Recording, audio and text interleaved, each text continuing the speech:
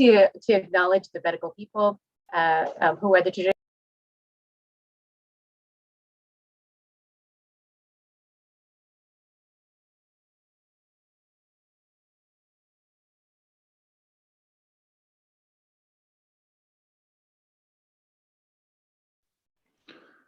I think Nancy just disappeared from the meeting. She might be having some internet issues. Maybe I should introduce myself then. Hi everyone, I'm David. I'm the Director of Stats Central and Professor in Maths and Stats.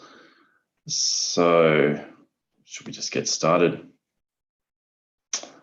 All right, so this talk, it's kind of a fun sort of lighthearted look at the year that was, and it's using it as an excuse to explore some visualization tools, sort of thinking a bit about what to do and what not to do in graphing. So let's go. First up, this is probably my favorite graph of the year. It's from the New York Times. And it hasn't been a great year for Trump. So he got banned from social media in mid-January for good reason. And this plot is showing how things have gone for him in terms of social media impact over the last year. So each of these bubbles is something that he said. It's not necessarily what he tweeted, but someone has tweeted or sort of put on Facebook some quote that he said. The size of the bubble is how many people sort of liked it or shared it. And you can see he hits a wall in mid-January where suddenly no one's talking about Trump anymore, except, when I say no one, I mean he's still quoting, saying stuff which gets quoted and occasionally gets a million or so likes, but it is nothing like sort of the influence he had on social media before the ban. So something I like about this visualization is, I mean, it looks fairly simple. It's easy to get your head around, but it's actually got three variables in it. There's time along the x-axis. There's frequency, so the number of sort of posts that are getting traction, and there's how much traction they get as well. And it's doing it all and making it look kind of cute. So not a great year for Trump, not a great year for the PM. This is a step down in graphics quality, this one, because I made this one. I made it using data from the Essential report. It's looking at approval ratings of leaders federally and at state level. And I guess the first thing to say on this is that Mark McGowan is off the charts. He is like insane in terms of approval ratings. Usually you wouldn't see approval ratings that big for someone unless it was, well, data that's getting doctored or people getting coerced to express a particular opinion, which I'm pretty sure isn't happening in Western Australia. But yeah, over 80%. So for every one person who doesn't like him, there's at least 4 that do.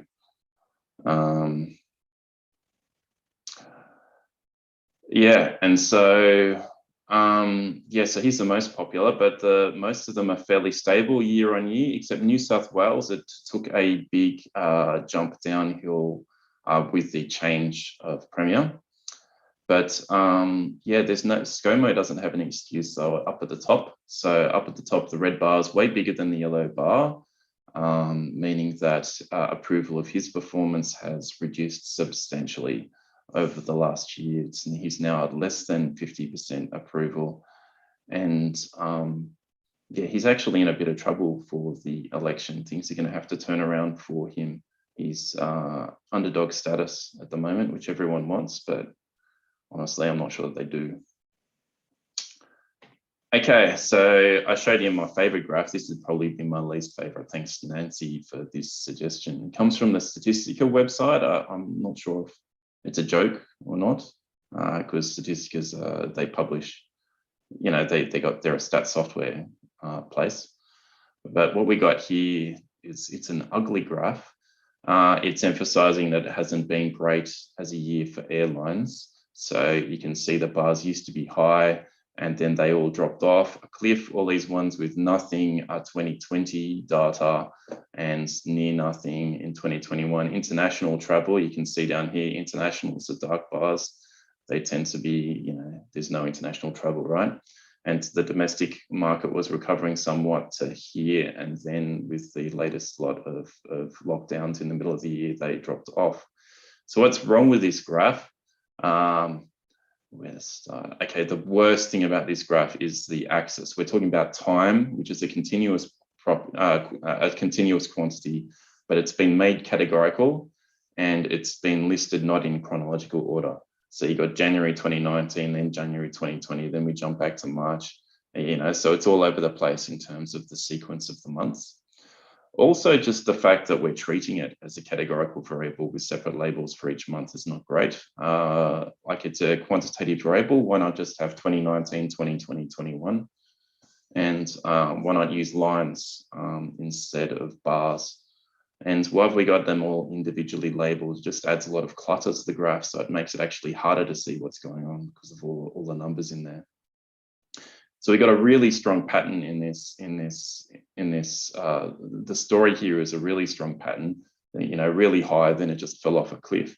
But it's actually harder to see that than it should be. Yeah, Nancy loves its awfulness. It has a charm, doesn't it? So this is from the Reserve Bank of Australia.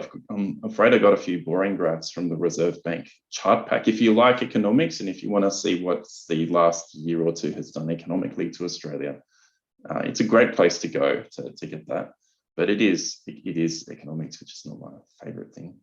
But anyway, and if you compare this to the last graph, I mean, they're doing the same sort of thing. Both of them are time series, right? But this one's a whole lot easier to read than that one, right?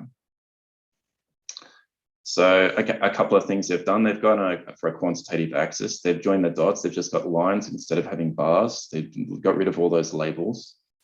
And I guess a subtle but important thing, which I only actually discovered recently, is this idea that it's better to avoid legends if you can. And it's better to individually label, sort of, like if you got a chart with lines on it, it's better to individually label them. So we got worlds here and major trading partners instead of having like a little key that says, international is this color, domestic is that color. I tried to do that here as well with 2020 and 21. I'm not sure if it was effective though, because there's so many of these bars, it might have been easier to read with a little key over there. But this is kind of a golden rule in graphing that if you can avoid a legend just by directly labeling stuff, it makes things a bit easier to read. Instead of going here and there and back again, you can just see it right there. So what do you see in this graph? I mean, you just see GDP going off a cliff here and then jumping back up again. Went down about almost 10% and then came back about the same amount, a little bit more, which means that it got back to close to where it started off from. So considering that, on year, it's usually about 3%, it ended up less than that. So we've had a bit of a fairly substantial hit in GDP around the world due to COVID, as you might expect. And employment, right? So employment took a big hit as well in Australia, and a second hit sort of with the second round of shutdowns. The drop in employment looks like it's about 5% during COVID. In the tertiary sector, it was about 10%. So we got hit about twice as hard as the rest of the country did, roughly speaking. And we're one of the worst ones, but the hospitality industry, you have to say, got a bit worse than us. Consumption. So you've probably all heard that everyone stopped spending during 2020. Like, we couldn't go to the pub and we didn't know what to do with ourselves. So all this money just randomly started appearing in people's bank accounts as their consumption dropped off because they were just stuck at home. It took us a while to work out how to spend money when we're not allowed to leave the house. But most of us worked it out eventually. And then there was this big spring back in consumption here, but it's a bit misleading. Like it's something that's a bit funny about plotting year-on-year rates. That when this goes up like 12% after a year it went down 12%. It's really just saying it bounced back to around about where it was before. It's not saying, I mean, naively looking at this graph, you'd say, wow, everybody just went on this big splurge and spent like 3 times as much money as they used to. But that's not what happens. It just returned to normal spending patterns. And so compared to what it was the year before, it looked really big. Yeah, all right. So I feel like if things are getting back to normal, we should talk about what Sydney siders normally talk about. So let's talk about property. So yeah, investing. So this is the amount of money that banks are loaning to people for housing, and it's pretty much doubled for investors. I mean, it was high-ish before, and then the Royal Commission came along and brought it down. So it got back up to about where it was at its peak. But owner occupiers, right, that's gone up a huge amount. That's almost doubling, which is a huge thing to happen in a couple of years. So the housing market has just gone crazy with everyone buying stuff, buying houses. And where are they buying? Apologies for the ugliness of this graph. It took ages to do this. It's not that easy, as it turns out. So put data onto a map. But what I've done here is this is 5-year sort of changes in house prices, in median house price. And the redder and the bigger the dot is, the higher the change, and the bluer and smaller the dot, the lower the change. And you can see everyone's been moving to the beach. So, you know, if you compare Coogee and Kingsford, right, they're only a few k's away from each other. It's 40% increase at Coogee and 26% here. You know, Redfern 30% versus 53%. And this isn't just about income and high income areas going up more. That's not really what's happening. I mean, North Narrabeen's up more than all of them. So it's, yeah, everyone's been moving to the beach. And it's not just within Sydney. If you look across the state, the pattern is even more marked. So up at Byron Bay, apologies again for the overlapping points and all that stuff. It's, yeah, it took ages to come up with this, but I still need to spend a bit more time to get it right, don't I? Yeah, so Byron Bay more than doubled, right? It's in the last 5 years, the value of a house has more than doubled in Byron Bay.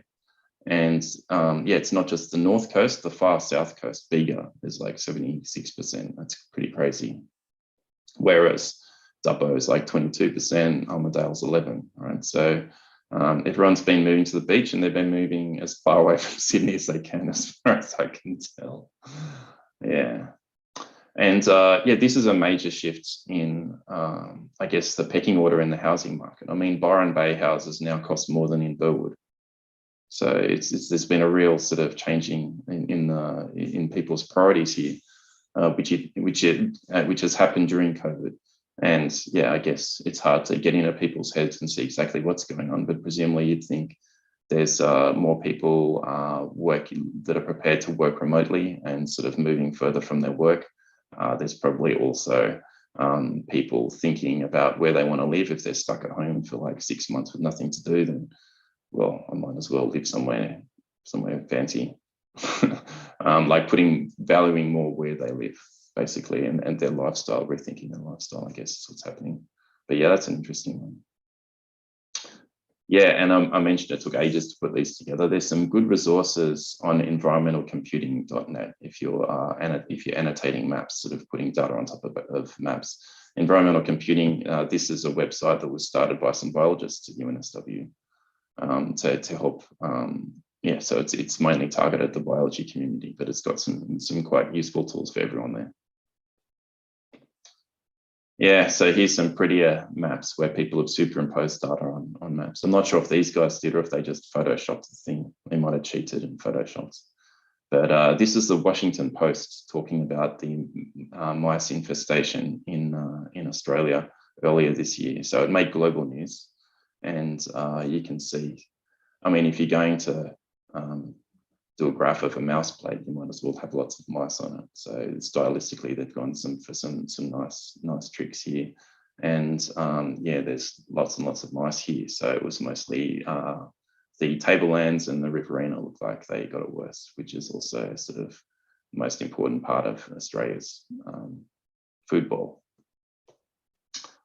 Esri is a mapping company. They do ArcGIS, I think, like they've sort of, so you'd think they'd be good at doing maps. And this is a cute map that they did some time ago, but it was popularized on Twitter this year, so calling it a graph this year.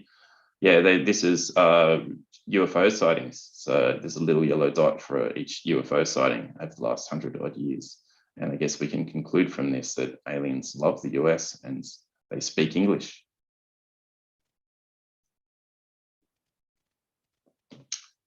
Okay, natural disasters. Yeah, I thought this was kind of a cute graph. It's from Beautiful News, which has a lot of sort of, they go for optimistic sort of good news stories and try and visualize them in interesting ways. So natural disasters are getting less deadly. So up the top half of this graph in yellow, you've got the frequency of natural disasters. There's more of them reported than used to be the case. It's probably partly because there's more people. So when there's some sort of extreme weather event, it's affecting more people. It's more likely to get recorded, maybe. As well as climate change, I guess, is another sort of argument for an increase more recently, but that doesn't explain this pattern. Like, it's more about how things are reported than anything else. But yeah, so you've got this increase over here in yellow, but you've got a decrease in the blue bars, right? So you know, there were floods and droughts and famines which killed millions of people, you know, 50 to 100 years ago, whereas yeah, this would be the tsunami, but yeah, which was a major tragedy, sort of with sort of, you know, a few 100,000 people dying, but it's nothing compared to some of the larger tragedies over earlier times. So natural disasters, you could say they're becoming less deadly, generally speaking. Just kind of cool. And this is an old graph I did when I looked at bushfires a couple of years ago, and you can see the same pattern there. Obviously, it's not nearly as beautiful. I'm sorry about that. But yeah, we got deaths against year for bushfires in Australia, and there is a strong decreasing trend. I don't have the 2020 bushfires on there, which would be another point, which would be up in this area here. But the general trend has been for them to be less deadly, even though bushfires are getting much more severe in their impacts. They're getting much higher in intensity. And that's probably because of better communications and better practices in terms of looking after people in when there's bushfire events nearby. Okay, so here's some graphs from Google Trends. So Google Trends is a fun, cool website to see what's hot and what's not. And what we've got here is the number. So we've got data over the last year in Australia for search terms, different search terms on Google. So Adele pretty much broke the internet with the release of her album last month. I guess Ed Sheeran, if you compare that to someone like Ed Sheeran, he's got similar levels of popularity. You see the red bar overall is about the same as the blue, or at least it was before. Yeah, and you know, Justin Bieber, Harry Styles, there's sort of similar sort of level of interest. Billie Eilish is a bit of a pop phenomenon at the moment, so she's been doing a little better in terms of Google search terms in Australia. I hope you're all sitting down for the next one.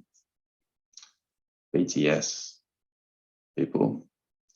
BTS is huge. It's like twice as popular as Harry Styles or Justin Bieber or, you know, Ed Sheeran, according to Australian Google search terms. Maybe that's because a lot of people are just looking to see who BTS are. It's like, who is this? I'm not sure what's going on, but they're huge. They're winning Grammys, and yeah, K-pop's gone mainstream, people. And just in case you weren't aware, Blackpink is in fact in your area. All right, moving on to climate change. So this took ages to put together as well. So mostly because the International Panel on Climate Change, their reports are in different formats across different assessments, and it was hard to find what I wanted in it. And it's also not easy to compare like across assessments. But yeah, this is my my sort of approximation to what they thought in the different assessments from 1990 until now. They've released 5 reports, and there's one in an advanced draft stage, which you can sort of access already online. And yeah, in their first IPC assessment back in 1990, they were saying, 3 degrees warming is what we're on track for. Then it sort of became 2.5-ish. And in the latest one, they're talking about 2 degrees probably. So they're getting less pessimistic. They used to think that things were really, really, really bad. And now I guess things are really, really bad, which is less bad. I guess 2 other things you can see from this. There's a big change in the spread that became much more spread here compared to there. And that's because of changes in their methodology. I think they were only accounting for uncertainty within each models, but then they started accounting for uncertainty in choice of model as well. So, so this jump from in the spread of these predictions from there to there came from a change in methodology. And you can see they're getting tighter as well. So they're getting less pessimistic, but they're getting more confident in their predictions as well. Yeah, so we might talk about climate change a bit. I went to the State of the Energy Market report and found some graphs in there that I thought were kind of interesting. Just because I'm kind of really into this stuff, I guess. But this is quite a remarkable graph, this one. Yeah, so this is capacity to generate energy on the national energy market in eastern states of Australia. And 10 years ago, this is where it was. I think renewable energy was about 10% of the capacity on the network, a bit over 10%. It's now over 50%. So there's all this wind and there's always hydro. There's all this wind that's entered the system. But the main things are rooftop solar and solar farms. The solar farms have only just come in the last few years. It's just been a huge change in our capacity to generate energy from renewable sources in Australia. And why has this change happened? It's not really because of government settings. The government hasn't done a whole lot to help us. It's just economics that this has happened. So here is the capital costs in energy generation. I think that means it's a cost in setting up sort of something rather than the running costs. But anyway, solar's down here. The only thing that's cheaper to set up is large scale sort of open cycle gas turbines. And I think they probably have higher running costs on account of having to get gas for them as well. Anyway, the dark blue bar is what costs are now, and these are projections for what they think costs will look like in the future. And yeah, Martin Green and his friends think solar cell is going to be twice as cheap by the end of the decade. So yeah, so this is what's happening. Yeah, the government hasn't been doing a whole lot, but it's cheaper to make energy using solar, and so that's where the market is going. And so that's why we're seeing this huge growth in solar. So I guess given that coal is like 2 to 3 times more expensive, than solar and wind, you might wonder why there's so much coal still in the network. And the energy companies want to get rid of their coal plants, and the government's telling them not to. And the reason they're not letting them close is because they're worried about baseload. So you might have noticed the sun doesn't shine a whole lot during the nighttime. So there's the issue. And so the coal plants, they power down, or they lower their rate during nighttime, and then they fire up at night. Yeah, so that's what's happening there. You can see this little red band here for batteries. This little red band is also dipped down during the daytime. It's sort of the batteries are sucking energy out of the network during the daytime and then releasing it at night. It's only a really thin little red band. And you can see back here, it's only a thin little red band, right? but that's getting much bigger over time. And all the eastern states are currently building battery farms as we speak. And the reason is economics. So if you're going to build baseload energy, it is cheaper now to do it using battery farms than anything else, except maybe gas, but not for long. And so, yeah, just the way things are going, we can expect this to change very quickly over the next year. It's changed very quickly over the last few years. It will change very quickly over the next few as well. I'd be surprised if we went at 100% renewable electricity by 2030. I mean, South Australia already is. They did it in a few years. Yeah. So there's some optimistic news on climate change. Here's kind of some, some of the whole bad stuff to do with changing climate. So we got here floods. This was the main sort of bad climate events over the last climate-related events in New South Wales over the last year. Yeah, so what we got here is river levels in the Hastings River and the Nepean River. The red line is 2021 and the blue lines are other years. I think they did the last 50 or 60 years, I think. This is from The Guardian. They actually had videos, so you could play a video that cycled through each year, which is kind of fun, but I didn't actually think the video was that effective because all we really care about is this last image, which is how the recent floods compare to historical levels. And you can see the red spike is further from the center here on both graphs than anything else, which shows that the river height was higher than any other time in the records on this graph, which I think was 50 or 60 years. They've gone around a circle, right? It's like this looks a bit like a spider web, sometimes called a polar plot or a radar plot. This is a good way to present cyclical data. So it's something which ends up where it starts. So if we used a linear scale with January over here and December over there, then 2 months that are right next to each other are actually as far apart as January comes right after December, right? So they're right next to each other if you think about it, but they're as far apart as they can be if you use a linear scale. And so by mapping time onto a circle, time of year onto a circle, December moves straight into January. They're right next to each other. Yes, Alan says that cost has gone up in absolute terms for natural disasters. Yeah, thanks. I was trying to put a positive spin on it, Alan. Come on. Yeah, I think, it's absolutely right that, they cost more and there's more of them doing more damage. But it's encouraging to see something nice in it. And that's that we're looking after each other better than we used to. Yeah.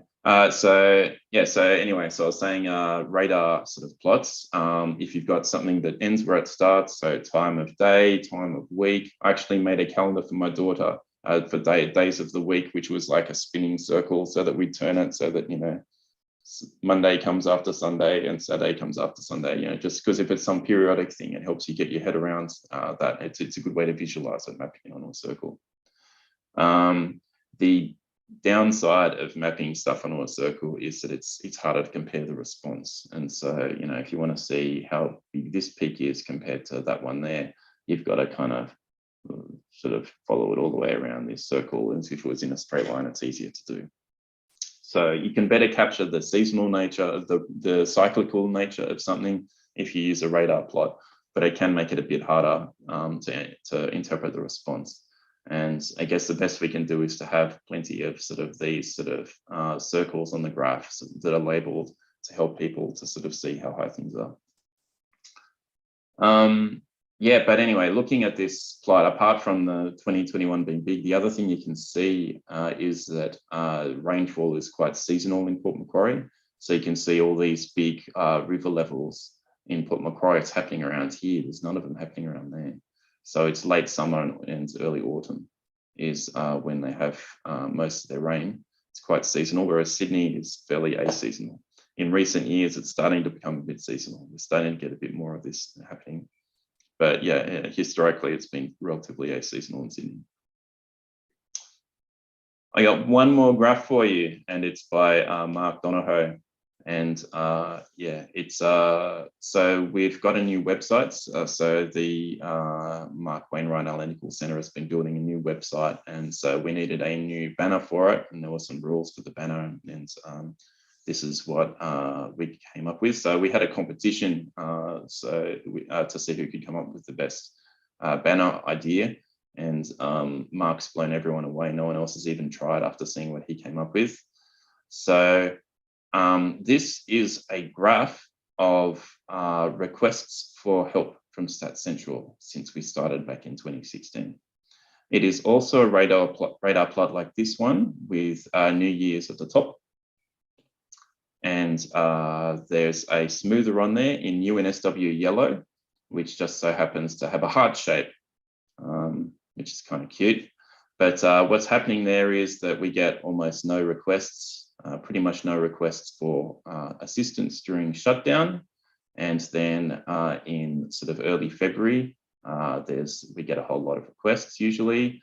It also spells out a fair bit in around August-ish, and again at the end of the year, sort of in November. So that's our seasonal pattern.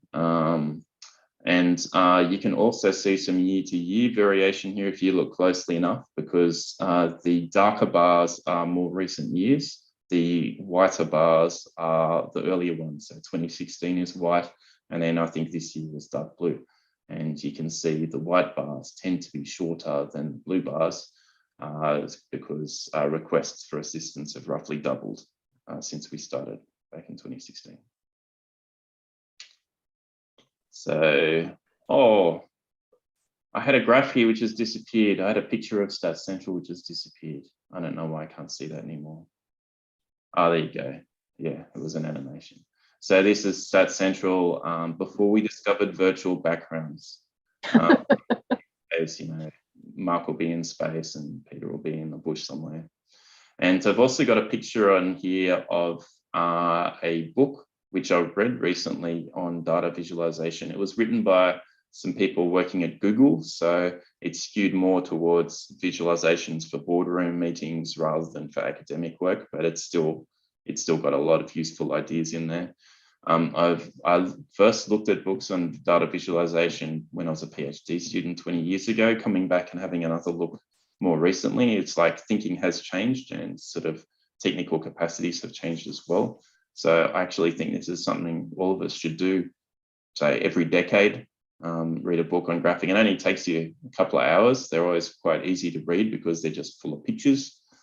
But yeah, I'd recommend having a look at a data visualization book, and that's not a bad place to start. Thank you, David. I apologize for my technical difficulties earlier. I got kicked out unceremoniously. Does anybody have any questions or comments on anything that David presented today? I had quite a few people putting things in chat, but if anybody wants to unmute and ask a question.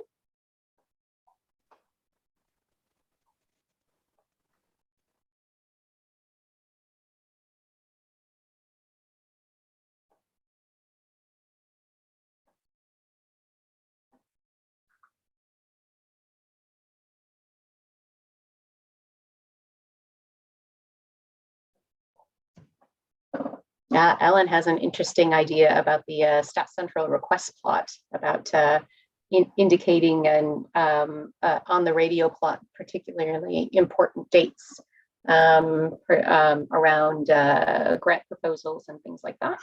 That is a nice idea. Yeah. Mm-hmm. Yep. I guess it depends on the purpose. So there's no scale on this, whereas there was a scale on that one. Yeah, so I guess the point was we were looking for a banner. So there's different purposes for different visualizations, and we were after some art basically.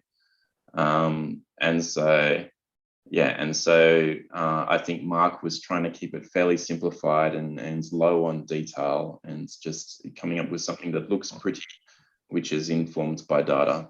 But yeah, if we wanted to learn more about how this works, then synchronizing with due dates would help for sure.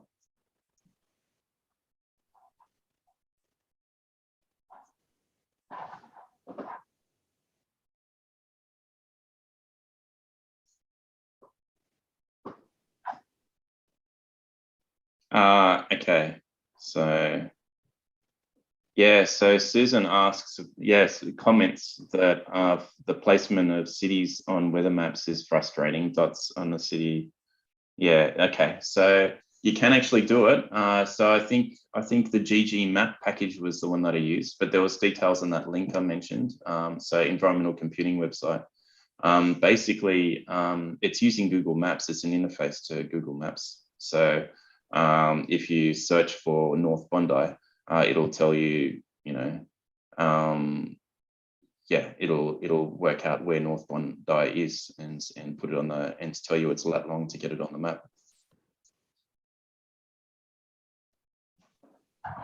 But yeah, then fiddling with the text so that the text was not exactly, yeah, so the dots were on the place and the text was next to the place. But if you don't want to use the generic, if you want to move beyond the defaults where it says, put this next to it or put this inside the map from that point, then yeah, then I guess you got to do it manually if you want to do better than that with the text. But the dots can be put right on where Google reckons a location actually is.